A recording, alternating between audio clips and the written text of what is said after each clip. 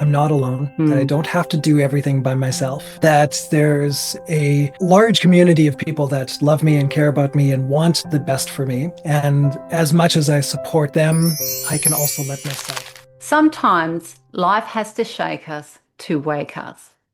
For today's guest, Jonathan McLean, that wake up call came in the Himalayas, where a near death experience opened him to a whole new way of living. After 17 years in the automotive industry, Jonathan was already well versed in discipline, leadership, and problem solving. But that moment in the mountains sparked something deeper, a connection to spirituality, gratitude, and a commitment to living in alignment with his true self.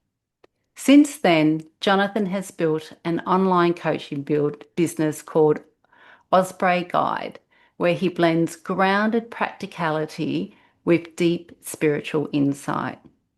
His mission? To help people shift their mindset, live in alignment with their unique human design, and turn even life's hardest challenges into catalysts for growth. Jonathan, welcome to Positive Vibes. Thank you, Nikki. I'm really excited to be here. And we're excited to have you here today, Jonathan. So, Jonathan, can you take us back to the near-death experience in the Himalayas? What happened and how did it change the way you see life? Mm.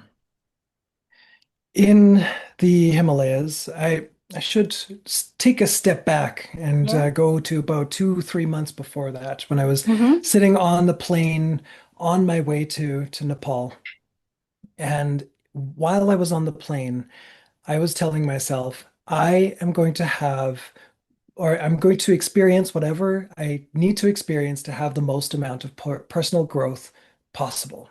Mm-hmm. And 2.5, 3 months later, I was laying at the bottom of a mountain with a massive head wound, paralyzed on the right side, nerve damage on my left arm, Oh. unable to do anything for myself. So that initial thought manifested itself in the greatest lesson that I've been able to have in this lifetime so far Mm. without actually dying. Yeah, So I, yeah. Oh, sorry, go ahead. it sounds like your yeah, that near death experience was very close. So what happened and for you to end up in that at the bottom of a mountain, and how did that change the way you see life? Right.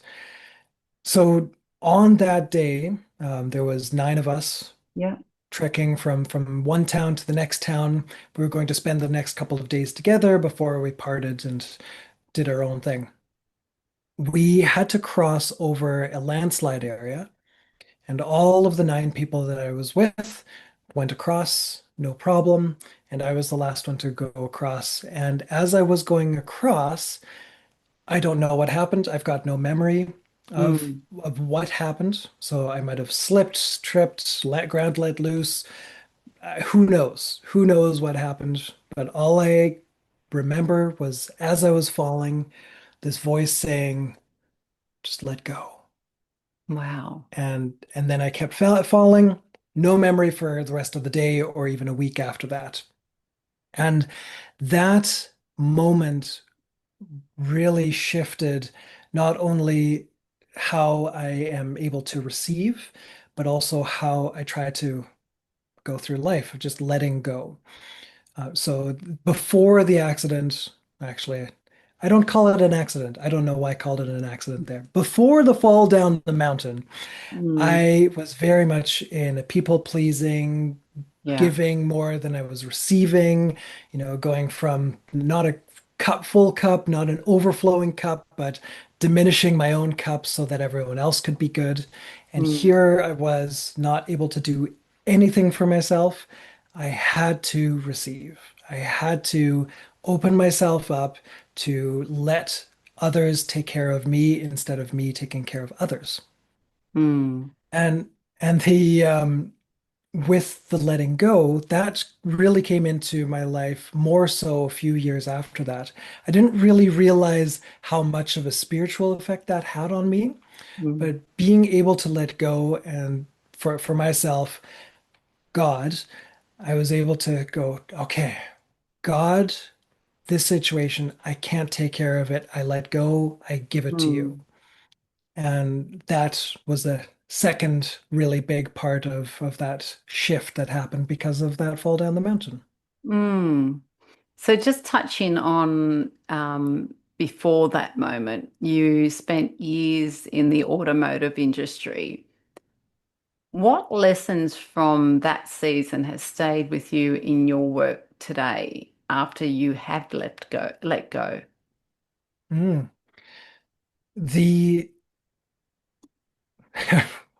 diligent work, Mm, staying for myself on a decent schedule to be able to accomplish what I want to accomplish. Problem solving was also one of those lessons that I brought over from the automotive industry into my current life. And there's some blend over between what I did before in terms of repairing vehicles and machinery. And then after falling down the mountain, I switched more into customer facing positions. hmm So, but all the while, very much in terms of problem solving and a lot of, yeah, that diligence that I mentioned. mm. So, Jonathan, can we talk about when you were just at 26, you had to go through a major mindset alignment. What shifted for you then? That uh, the main shift was that I'm not alone, that I Mm, don't have to do everything by myself, that there's a large community of people that love me and care about me and want the best for me. And as much as I support them, I can also let myself be supported by mm, them as well. And that's really what I try to one of the things that I try to help people understand within their own lives is it's not just them. They've mm, got, however big of a community around them that might be wanting to assist them in whatever way they need. mm. So I know with your work, Jonathan, you often talk about the power of choosing your thoughts and words. Why is that so important? Well, like I had said about being on the plane and saying, oh, Mm, I want to experience whatever I can experience, right? My mindset at that point manifested the yeah. result of me laying at the bottom of the mountain. And I've come to this point where I just know that, oh, when I think things, that manifests in some kind of form down the road. It might Yeah. not be immediately obvious, like my mountain experience, but it could be similar to that, where, you know, with before I was very much in this giving kind of role. I then Mm, had to let myself receive.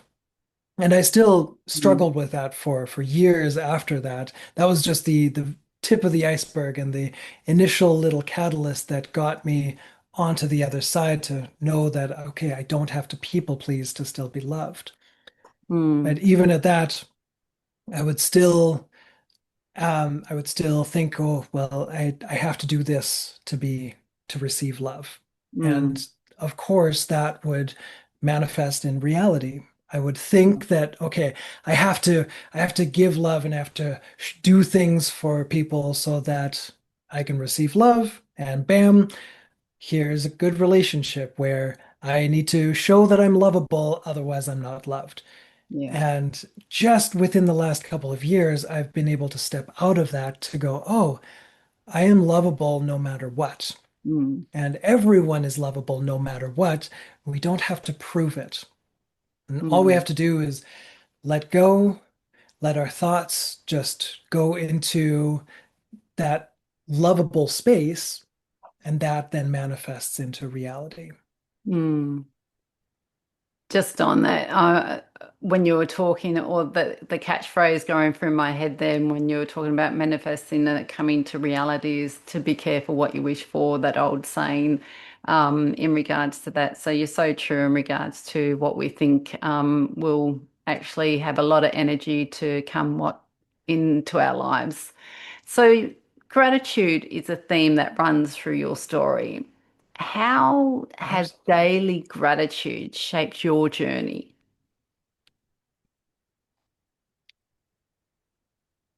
It is the, for me, it's the precursor to my mindset. Yeah. I every morning, almost every morning, because I'm not perfect, I I write all of the different things that I'm grateful for, and I very, very Mm, much encourage people to do the same. And that primes my mindset. Oh, I'm grateful for the clean air that I get to breathe. mm, Next thing I know, deep breath. Oh, right. That is good. I'm grateful for that. I'm grateful for all of the different parts of my life. Oh, yes. And I'm grateful that I actually fell down the mountain because I was able to learn this, this, this, and this. Oh, mm, and I'm also grateful for how I grew up. And if I didn't have the parents that I have, I would be a completely different person without the experiences that I've been blessed to have. mm. And so that's, yeah, that gratitude is just that ability, gives me the ability to shift what could be a negative thing Yeah. to a blessing. Yeah. I must say, Jonathan, it's mind-blowing to hear that you're grateful to fall down the mountain and have a near-death experience. For some listeners out there, they would, be blown away themselves, I'm sure. But for that listener, who may feel stuck, what's one practical mind shift they can start today?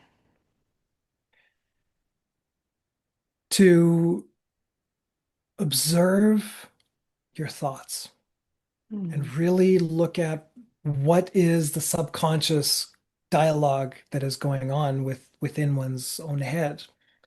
And then from that, go, okay, well, do I still want to choose this life, or do I want to have something different happen in my life?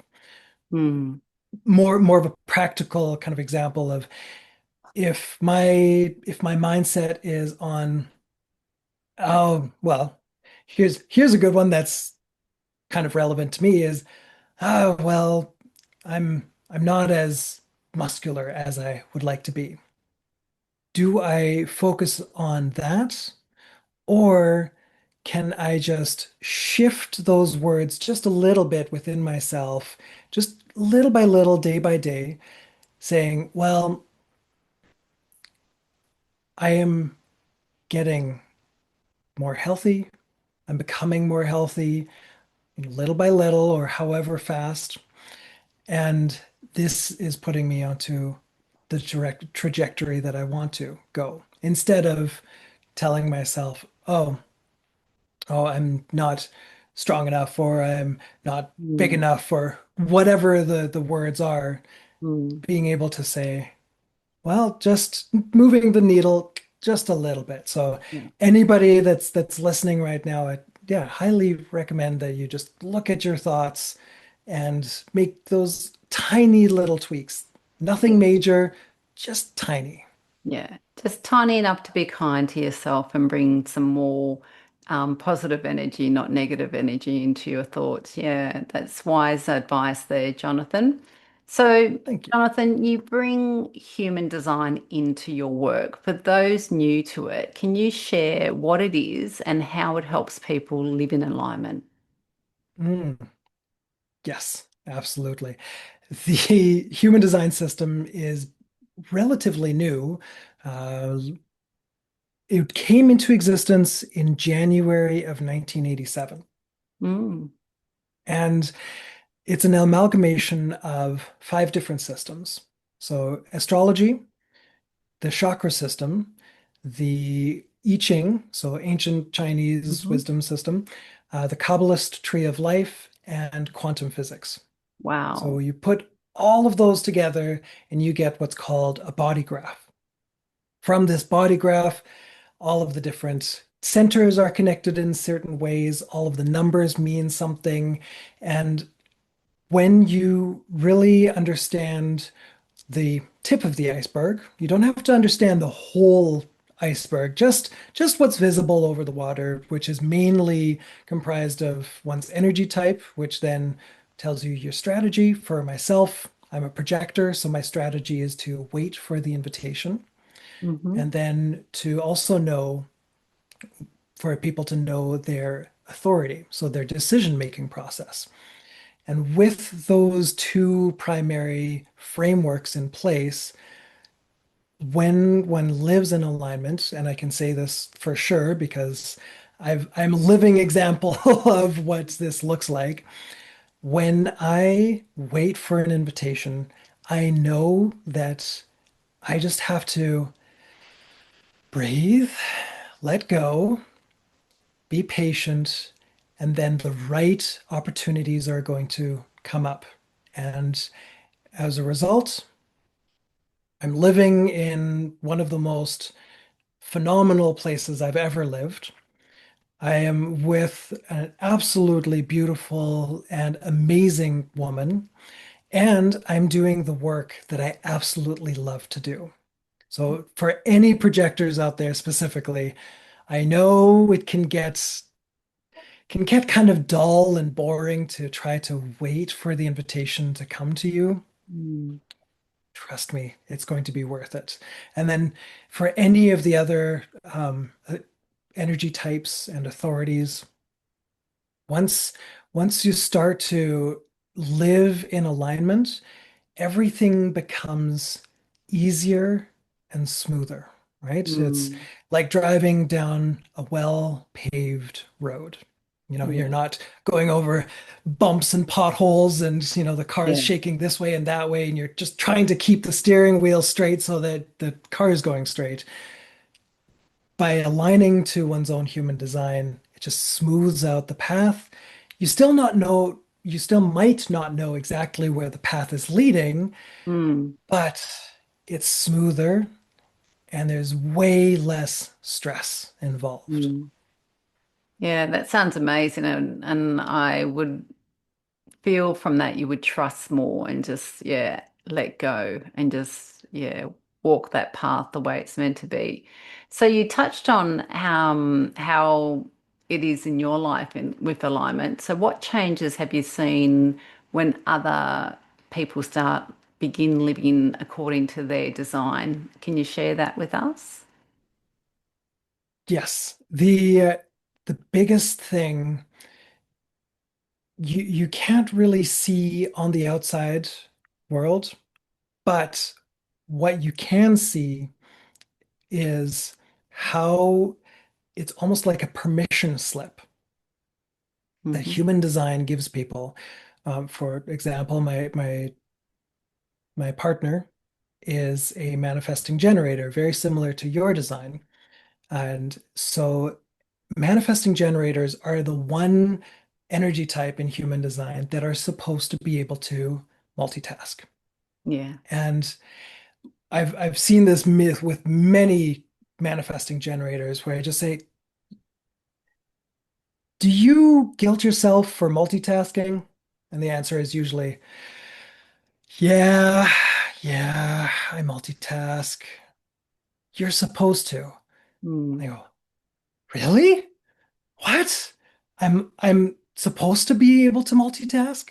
So it's this human design is this permission slip to go back to who you were as a child before the rules of the world came in, and allows the individuals to just live freely. Hmm. So many times I've seen that sigh of relief when, okay, I'm supposed to be able to multitask, and I'm supposed to be able to do, 20 different things at once, and I can do all of them, decently well. Perfect. I've seen it also with generators where one person in particular has been stuck in this. line of work that is really not really good for him. Hmm. And I've coached him a little bit, and I just said, okay, well, really work with that sacral response because he is a generator, and his authority is the sacral response. What does your body want to do? What makes you go, oh, yes? And this expansive, alive feeling Hmm. versus what closes him up and what closes up other generators. And just that little tweak can really help you live in alignment. So this Hmm. individual, he when he allowed himself to step into what is good for his system, I could see it in his health and in his face and in his Mm. energy. And then, we're all human. We all have to pay the bills to, whatever degree.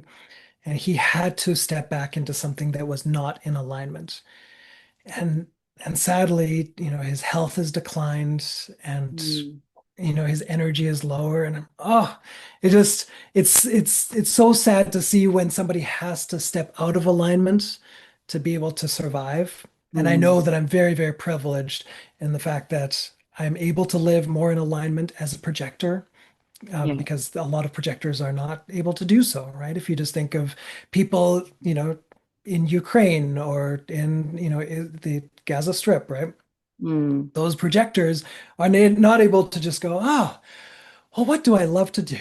Yeah. Well, I want to, I want to wait for an invitation to, start a podcast. Well, that's kind of hard to do when your life is in Yeah. danger. So I do realize that I'm very, very privileged around this. And Mm. I really try to help nudge people in the direction of getting back in on track and smoothing out that road for them. Yeah, and that's where your practicality comes into it. It's not all spirituality, it's actually applying it to life as we have to live today. As you said, we have to earn money to live. And sometimes it's in situations that aren't good for us and we don't show up as our highest self. So, yeah, I'm Yeah. sure there's a lot of listeners out there resonating with that. So, and just on that, I know that you also practice meditation. Can you share with our listeners one simple technique that helps you stay grounded and present when they're actually living in a reality that probably they don't show up as their best selves? Mm. Well, meditation is definitely a phenomenal, phenomenal tool. If you're able to just shut out the world and put on just an audio, like a basic Mm. nature sounds or what kind of track, and if you're able to do that, perfect, great. If you find your mind wandering a little bit, there are guided meditations out there. I've actually got a couple on YouTube that you're Mhm. free to use. Um, you can so sit with those guided meditations and just follow the instructions. And Mm. if you get off track, that's totally fine. It's the matter of sitting down or laying down and letting your body and mind rest as Mm. long as it's able to. And Yeah. at first, it might only be 3 to 5 seconds before the next thought comes in. And then maybe down the road, it might go up to 5 or 10 minutes where you can sit uninterrupted. I know for myself, some days I can go, 10 minutes and go, all right, that's totally calm and totally fine. And then other days I wake up and I go, yeah, this meditation isn't happening. I can do maybe 3 seconds of no thoughts and then bam, I'm off to the races down some rabbit hole in my own Mm. mind. Yeah. So wherever you can start with meditation is fantastic. Yeah, and that's really refreshing for people to hear because, as you said, we start off and we just do little bit by little bit. For someone like myself, my mind doesn't shut up talking, and I had to really sort of practice to meditate. And as you said, those days where your mind's just wild, yeah, sometimes it's do it the next day. But yeah, just let your body go and your mind go where it needs to. Yeah. Because I'm also one that fights the guided meditations as well. So yeah, it's just about having that time to yourself and trying to do that self-healing. So you also encourage people to ask deep questions and journal in specific ways. Why is self-inquiry such a powerful tool? Well, how else are you going to grow? That's my 2 second answer. Yeah. Um, well, one of my superpowers in human design is being able to take potentially long answers and go, here's the gist of it, Yep. keeping it at that. But for the sake of the conversation, I'll expand on that. So when you understand where things come from within oneself, that first brings it to the surface, and Mm, then you can decide what to do with it. Putting yourself out of your comfort zone or in whatever way you want to move forward. The so I highly recommend to start journaling and asking yourself, yeah, any kind of inquisitive questions. Actually, I've got a relationship prep course where the first 40 days is just that, where you dive into yourself and you ask yourself questions about, oh yes, who were my parents and grandparents? That's day one. wow. And then going into what were my childhood experiences like? What were my past relationships like? Asking yourself all of those deep questions so that you can then, yeah, like I said, bring that to the surface and then move Mm, forward. When you when I don't and when others don't have time to go that deep, and with a pen and paper, mm, what I also suggest to do is to ask yourself where this need is coming from. yeah. So one of the examples that I use is I've got my favorite mug here, and um, do I want to have a sip of water? Well, the answer might be yes. Okay. Well, why is it a yes? Well, because maybe I'm wanting to like give myself a little bit of a pause from the conversation so that I can gather my thoughts a little bit. Okay, well, why Mm, do I want to gather my thoughts a little bit? Well, because if I don't gather my thoughts, I might come across as a little bit scatterbrained. Okay, well, what happens if I come across scatterbrained? Well, then I might be um, seen as not as competent. Okay, well, what happens if I'm coming across as not as competent? Then, well, you know, people might turn off the podcast. Okay, well, what happens then? So do you see just like this mm, deepening of the questions of the layers, right? It's just like mm, Shrek. We're all onions. And then ask myself the same question around, well, why would I not want a sip of water? mm, Well, because this. yeah. And usually when I find the answer comes to, well, if I don't do this, or if I do this, I'll end up alone, I'll end up unlovable, or I'll end up dead. That is usually a trauma response Mm, versus being able to get to the bottom of all of those questions and then I have no idea where that answer came from. I just need to do it. It's not explainable. That's usually, in my mind, one's higher self talking and saying, hey, this might be a good thing for you to do right now. yeah. Yeah. So you're really reframing the situations to see how it's showing up in you or about yourself. Yeah. Yeah. Yeah, yeah, Interesting. Very yeah. interesting. So, And yep, you're right. sorry, go ahead. No, no, you go, you go. I guess I didn't fully answer your question Yeah. there. Went off on this little tangent there. Yeah. So then when I know where that is coming from, if it's coming from a trauma place or from an Yeah. um, you know, a potentially unexplainable place, then I can use that information to grow and to put myself into situations that are going to be the best for me and the people around me. Because if Mm, I'm doing something out of alignment, if I'm saying yes to something that deep down is supposed to actually be a no, that is me then lying to myself mm, and the other people, yeah. I whether it's um, conscious or subconscious. yeah. Then when I answer, if I say, no, I don't actually want to do this, and it's in my best interest and everyone's best interest to not do this, then that truth will help grow one's trust in oneself and have others trust you as well. Mm, And then the growth can continue to happen and the relationships will be even better.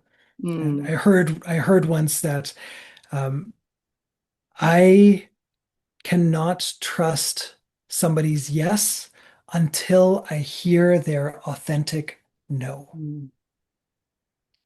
Yeah. So Yeah, that's one of the ways that I like to be able to grow and progress yeah, from bringing things to light. yeah. I've got a big smile on my face because when you were talking there, that what was coming to me is living in authenticity, and then you coming with that line. Yeah, it's truly that, isn't it? Yeah. So what's most surprising lesson have you learnt about yourself on this journey of growth?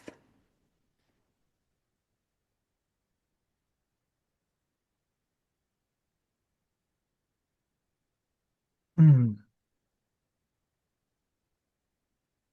The most surprising lesson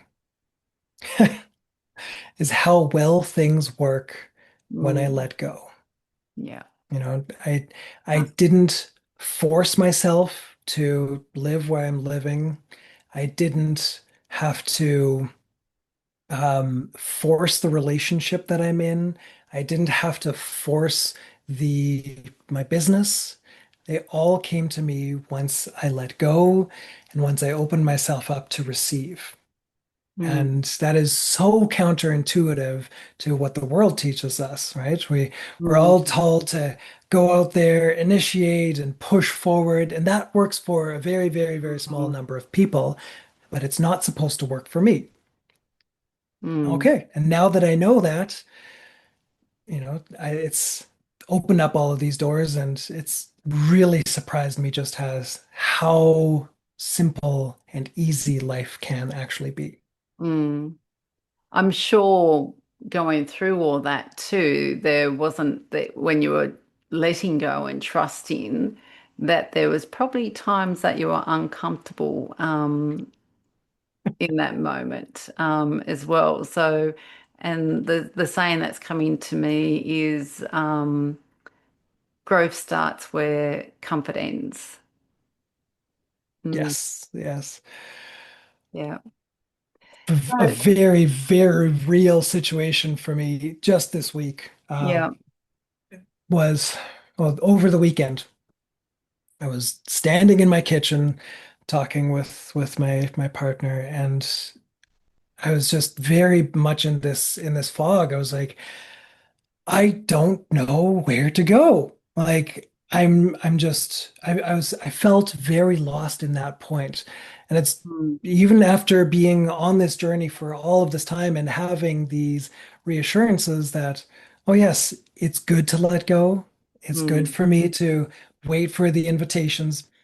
I still got stuck in this mind loop where I went, well, I don't know what to do. I don't know where to go, right? And that was me just not trusting yeah. that the path is there and that this road, as smooth as it may be, I don't know where it's going, but I trust that it's going to go somewhere good. Mm, yeah. Yeah. So, Jonathan, can you share a mantra or a phrase that you return to when life feels tough? I do my best to remember this one. I like I had mentioned about my belief with God. Um, Mm, for myself, I know that I am a part of God, and that there's this entity that some people call God, some people call the universe, some people mm, call love, whatever the label is. mm, When I get stuck, the mantra that I try to remember is, God, I can't handle this right now. Will you take care of it for me? mm, And then I give it up to God, and I might have to do it 5 times in a row before it actually sinks in. But mhm, it's worked wonders for me the in the past, and still does these days. mm. And you talked about that some days you do meditate. What's another daily habit that keeps you aligned? Fresh air. Mm, Always making sure that I get outside and I go for at least a 5-minute walk, just to be able to move what's going on inside of my head and just get it out into my body. And of course, if there's a park nearby, that's the best option for me, to go and walk in a park. But I know that some of your listeners might be in, deep downtown core, hustle bustle kind of energy. Just get mm. outside, just go for a walk down the street. Yeah, And that's the other thing that I really resets me.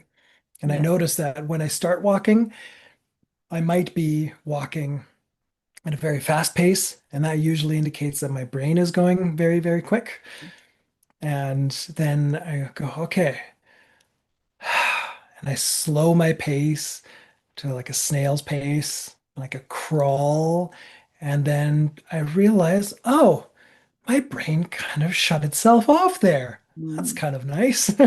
And so yeah, that's the second tool that I like to use very, very often. mm. Yeah, no, that sounds like a great tool. And again, I'm one to get outside and yeah, breathe the air and try and get grounded with nature. So yeah, great advice there. So Jonathan, where can listeners connect with you and explore your work with Osprey Guide? Yeah, it's ospreyguide.com. And as soon as you get to the website, there are all the different tabs that you can connect with me on. You can see what kind of courses I've got available. Right now, I'm really excited about my relationship preparation course. And then there's other resources that I've got, other podcasts I've done, meditations that I've got available as well. And then you can also connect through there to say hi to me. Of course, any other of the platforms like Instagram or Facebook, and TikTok as well. No, it sounds like our listeners have got good resources and healing tools there to connect with you. So, just on that, if someone is listening, is on the edge of change but afraid to take that step, what would you want to say to them right now? Hmm.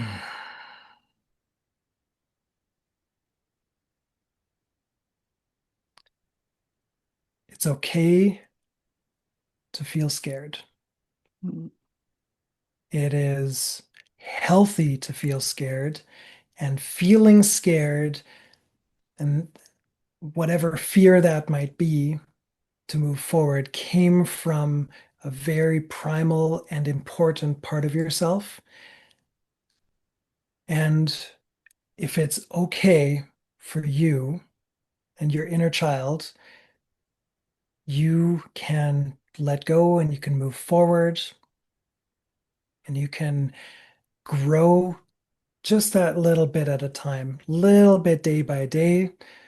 And yeah, if you're really stuck, reach out and we'll be able to have a little chat and just try to tweak some things to get you back on track. And if you're feeling a little bit more inspired, the relationship prep course is a phenomenal tool to gently but diligently and very, very intentionally dive into oneself. Mm. Well, thank you, Jonathan, for being here today and sharing your story from the Himalayas to where you are today. You've shown us that transformation doesn't require perfection, just presence. That by choosing our thoughts, practicing gratitude, and living in alignment with who we truly are, we can move from survival to strength. So, thank you for sharing Mm. your wisdom here today, Jonathan. You're very, very welcome. Thank you very much for having me. You're most welcome. And to everyone listening, whatever mountain you are facing, remember the climb isn't here to break you, it's here to awaken you. This is Positive Vibes with Nicki Dennis. Until next time, stay grateful, stay aligned, and stay true to yourself. Sending you all love and positive vibes. Bye for now.